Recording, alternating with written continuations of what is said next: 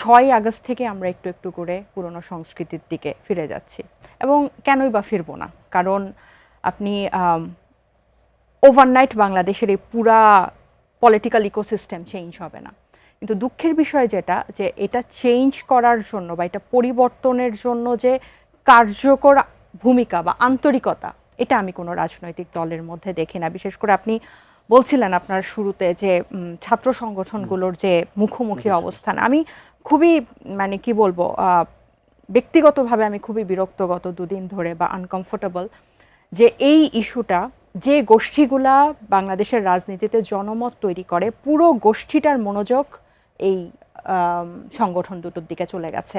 কখন গেছে?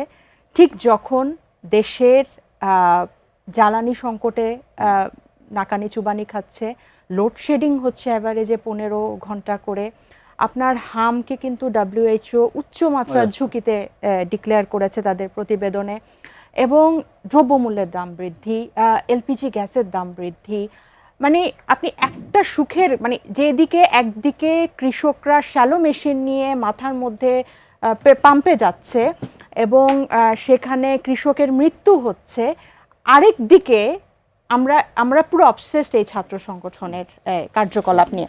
এবং আপনি দেখেন এখানে যে একজন উনি বলেছেন যে, আমি একটু শিবিরের কথা বলি, জুলাইয়ে তাদের একটা অবদান আছে, এবং আমার পরিষ্কার মনে আছে যে সকল মানুষ রাজনীতিতে একদম যুক্ত না, তারাও কিন্তু আওয়ামী লীগের যেভাবে শিবিরকে ডিল করেছে প্রত্যেকটা জিনিসের বিরোধিতা করেছে। আমরা নিজেরা করেছি যে এ শিবির করে তার মানেই তুমি তাকে ঘৃণা করতে পারবা না, তাকে হত্যাযোগ্য করে তুলতে পারবা না, কিন্তু আলটিমেটলি ওরকম 17 বছরে অবস্থাটা ওরকম চলে গেছিল, যদিও তাদেরকে মুদ্রার এপিট ওপিট বলা হয়। তারপর এই ছাত্র সংগঠনটা জুলাইয়ের পরে আপনি দেখেন গত দুদিনে তারা অনেকটা, প্রত্যেকটা বাম ডান মধ্য ঘরানার প্রত্যেকটা ছাত্র সংগঠন, প্রত্যেকটা ঘরানার মানুষ তাদের এগেনস্টে। আজকে তারা মানে যেই ধরনের জনপ্রিয়তা তারা জুলাইয়ের পরে পেয়েছে, তাদের সবচেয়ে মানে সবাই বলে হানিমুন পিরিয়ড, সেটাকে তারা ক্যাশ করতে পারে না। তারা সবার মানে এতটা টক্সিক, কেন তাদের উপর হামলায় মানুষ, অবশ্যই কোনো হামলা কোনো মবকে আমরা কখনোই সমর্থন জানাই না, কিন্তু আমরা কি করেছি? আমরা বাউলের আক্রমণের সময়ও কথা বলেছি, নারীদের উপর আক্রমণের সময় কথা বলেছি, আমরা সংবাদপত্রের অফিস ভাঙার সময় কথা বলেছি, কিন্তু এখন যদি আপনারা চান শুধু আপনাদের উপর আক্রমণ হওয়ার সময় আমরা কথা বলবো, তাহলে তার হলো না।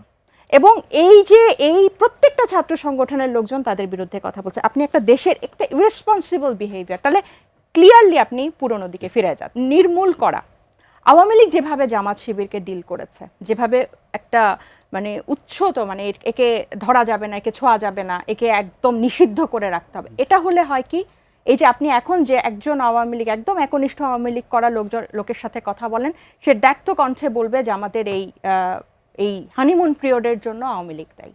সো আওয়ামী লীগ যেভাবে জামাতকে ডিল করেছে, শিবিরকে ডিল করেছে, আমি চাই না বিএনপিও তারা সেটা করুক। এবং এই যে গুপ্ত, এইটা নিয়ে যে তাদেরকে সবাই সমালোচনা করছে, এটা থেকে তারা কেন জুলাইয়ের পর বের হয়ে আসে নাই? কেন তারা তাদের প্রত্যেকটা কমিটি প্রকাশ করে নাই? কেন এই পুরনো সংস্কৃতি জিয়ে রেখে তারা ছাত্রলীগের ভিতরে ঢুকে যে তারা রাজনীতি করেছে? তাহলে কি শুধু ছাত্রলীগের মিছিলে গেলেই কি 7 খুন মাফ হয়ে যেত? ছাত্রলীগ যে ধরনের বর্বরতা চালিয়েছে, যে ধরনের সহিংসতা চালিয়েছে, হলের মধ্যে যেরকম রাজনীতি চালিয়েছে, যেরকম দাপট চালিয়েছে, এগুলোতে কি এরা অংশীদার ছিল না? তাহলে এটার কন্টিনিউশন তো আমরা ডাকসুর নির্বাচন থেকে পরবর্তীতে পর্যায়ে দেখেছি। সো 6 আগস্ট থেকেই কিন্তু আমাদের ট্রেন উল্টো দিকেই যাওয়া শুরু।